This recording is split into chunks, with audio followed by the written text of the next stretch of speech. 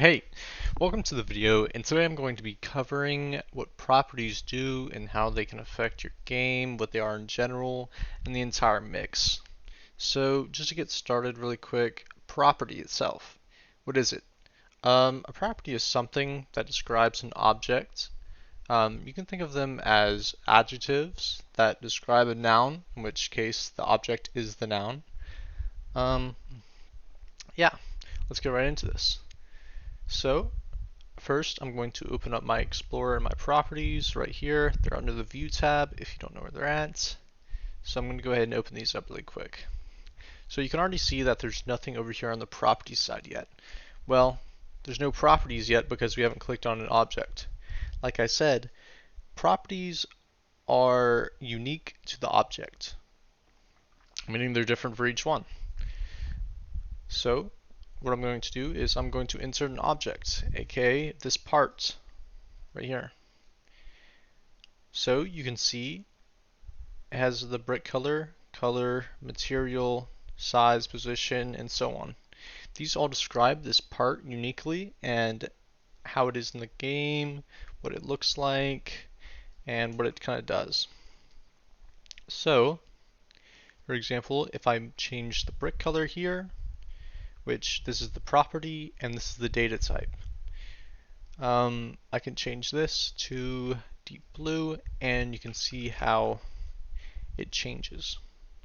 So I'm going to go back to my parts and I can change my material to something. For example, let me choose neon. See how it now glows? Well, this is due to this property over here. And then our data type is an enum. So let me get into that. What are data types? There's different types of data types. Each one isn't necessarily unique to a property, but they share data types. Meaning this.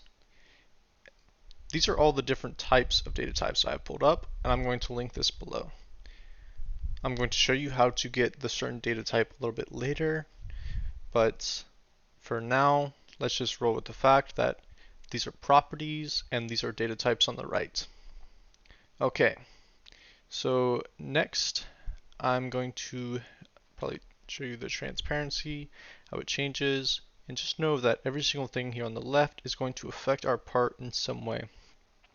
Okay, now heading over here to the right.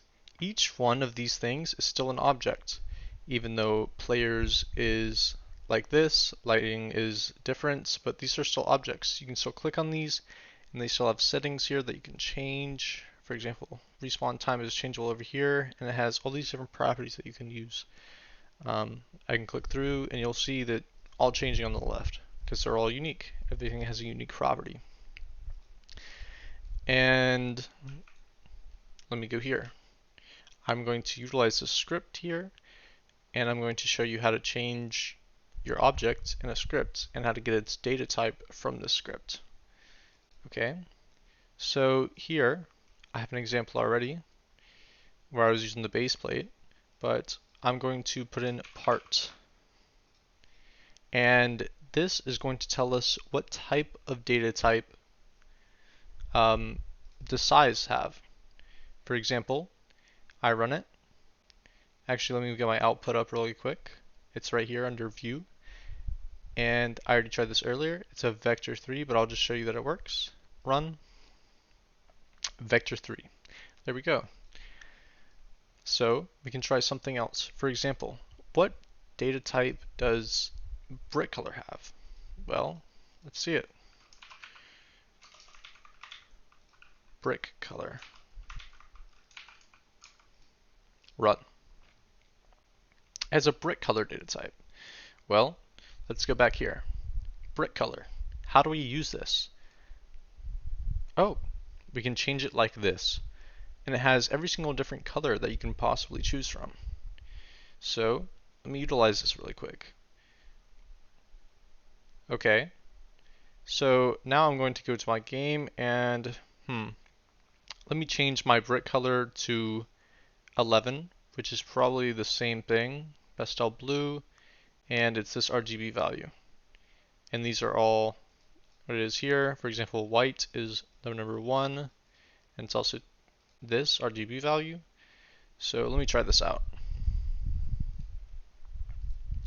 So our game.workspace.breakcolor is going to be equal to, we can check back. I'm just going to copy this breakcolor.new11. Insert that in. I'm going to stop my game and I'm going to run it now and see how the brick changes. Look, our brick has changed colors to that specific color, aka the pastel blue. Oops. Let me go back here. For example, what if I want white? White also works, but you have to enter it somewhat as a string. So we put it in quotation marks and put white. And this should make it white. Yep, here we go. Okay, so next thing. Let's explore maybe a different type of data type besides brick color. But let's go with material. I'll try material. Let's get a material that we want. I'll try grass. Okay. Dot material. And just for the sake of this, I'm just going to try and see what type of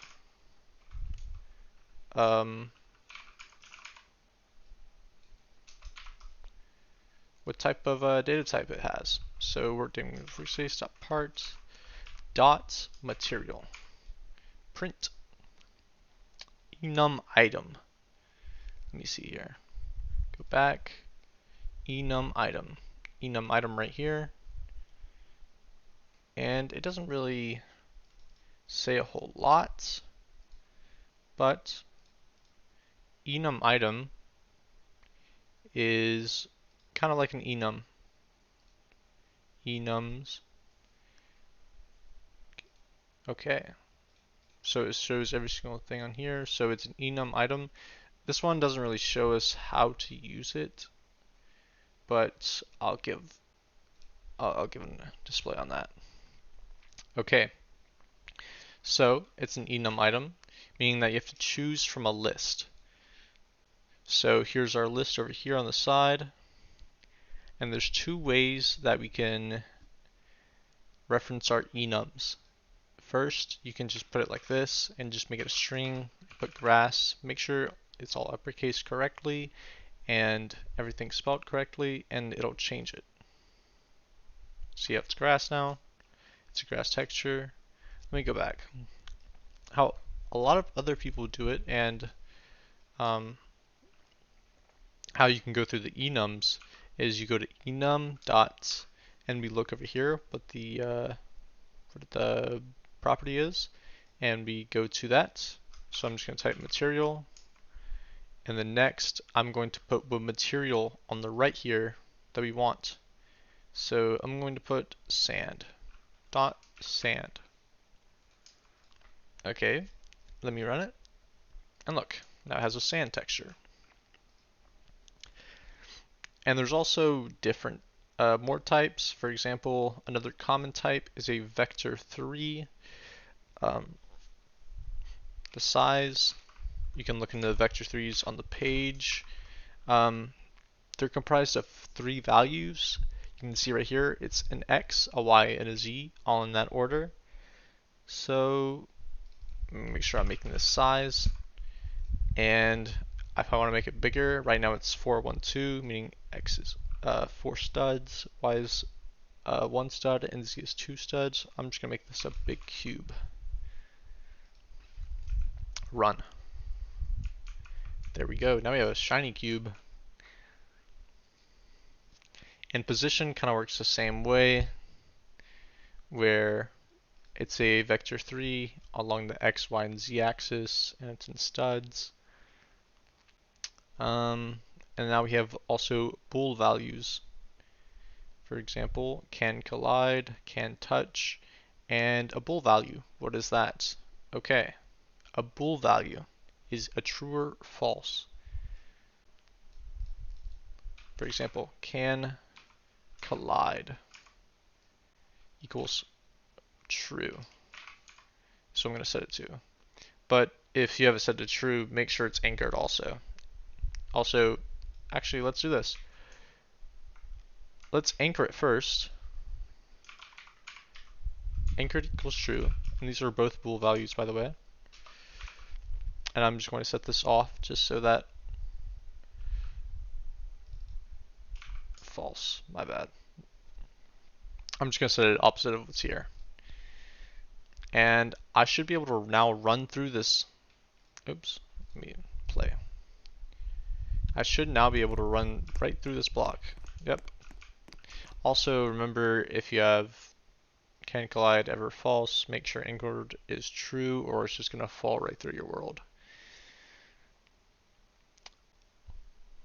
That's another enum value, and these are more number values. Okay, so another one, if you guys want to see, transparency is kind of like this, where it's just it's from 0 to 1. Actually, I'm curious as to what transparency will put out. An int value or a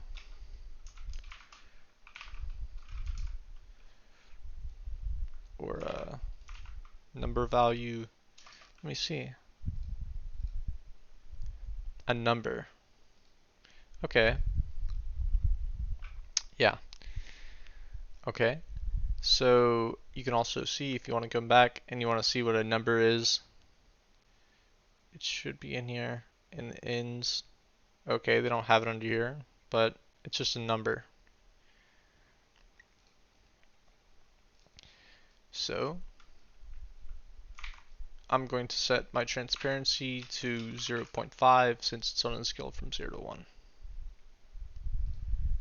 Run.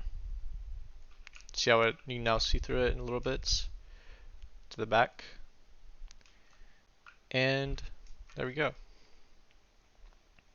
Well, that's about it. Remember that properties are things that describe objects, and they are unique to every single object. And yeah, make sure to like, and yep, hope you enjoyed.